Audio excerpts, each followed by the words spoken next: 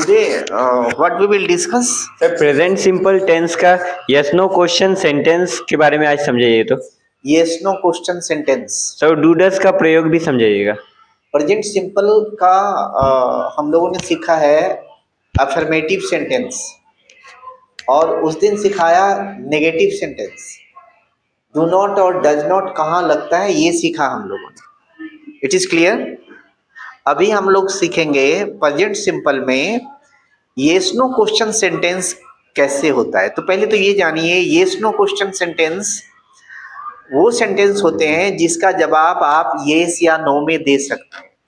जैसे आपसे पूछा जाए do you go to school, आप बोल सकते हैं येस सर, आप बोल सकते हैं no sir, your answer is complete. आपको जरूरत नहीं है कि आप बोले yes sir I go to school, जरूरत नहीं है यस सर नो सर में।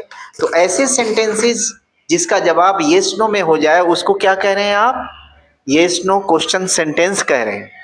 और ये प्रेजेंट सिंपल टेंस में येस नो क्वेश्चन सेंटेंस लिखा कैसे जाता है। तो देखिए ये पैटर्न दिया हुआ है, तो पैटर्न देखना ये बढ़िया से आ रहा है कि नहीं, क्लियर दिख रहा है कि नहीं, देखिएगा। डू और does, yes no question do और डज से स्टार्ट होगा, उसके बाद में सब्जेक्ट आएगा, यानी कि I we you they the boys he she it Ram the boy, ये सब आएगा यहाँ सब्जेक्ट की जगह पर। उसके बाद में आएगा वर्ब वन। हम लोगों ने प्रेजेंट सिंपल में पढ़ा था अफर्मेटिव सेंटेंस में वर्ब वन और वर्ब फाइव दोनों में यूज होता है, लेकिन नेगेटिव सेंटेंस में और येस नो क्वेश्चन सेंटेंस में जब डू डज यूज हो जाता है तो वर्ब नंबर वन ही लगता है, यानी कि बेस फॉर्म लगता है, यानी कि first form of the verb, यानी कि कम केम कम कमिंग कम्स पांच फॉर्म हुए, इसका पहला फॉर्म लगेगा। Go went gone going goes पांच फॉर्म हुए, इसका गो लगेगा। यानी कि डू डज जब सेंटेंस में आ जाएगा आइदर इन क्वेश्चन सेंटेंस और इन नेगेटिव सेंटेंस तो वर्ब का नंबर वन लगेगा। सवाल यही होता है कि किसके साथ, किस सब्जेक्ट के साथ डज से स्टार्ट होगा, किस सब्जेक्ट के साथ डू से स्टार्ट होगा, ये सवाल होता है। तो सवाल इतना ही है कि अगर सब्जेक्ट की जगह I we you they the boys, ये चार noun I we you they pronoun चार हो या नाउन कोई भी प्लूरल नाउन हो, तो आप सेंटेंस सब्जेक्ट की जगह अगर इसको रखना है I we you they the boys तो डज डू से स्टार्ट करेंगे सेंटेंस को। तब आप क्या चीज से स्टार्ट करेंगे? डू से। अगर I we you they the boys यानी कि ये नाउन प्रोनाउन और ये एक कोई भी प्लूरल नाउन अगर सब्जेक्ट हो तो क्या चीज से स्टार्ट करेंगे?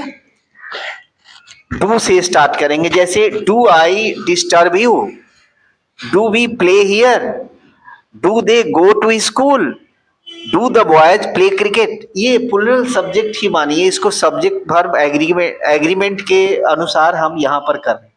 अगर सब्जेक्ट की जगह he she it Ram the boy लगाना हो, सब्जेक्ट की जगह अगर he she it Ram the boy आएगा तब ये डज से स्टार्ट होगा। जैसे does he go to school, does she play cricket, does it rain every day here in Tinsukia, does Ram come here, does the boy go to school every day.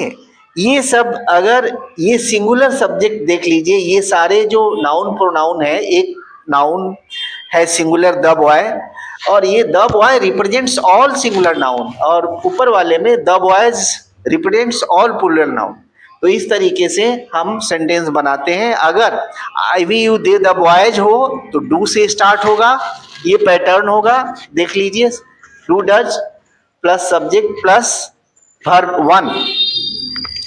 और अगर he she it Ram the boy से start हो तो does से start होगा, यही है। Anything else? Clear हुआ? साफ हुआ? Yes sir. आप रिप्लाई कर सकते हैं, क्या समझे यहाँ पर? हाँ सर।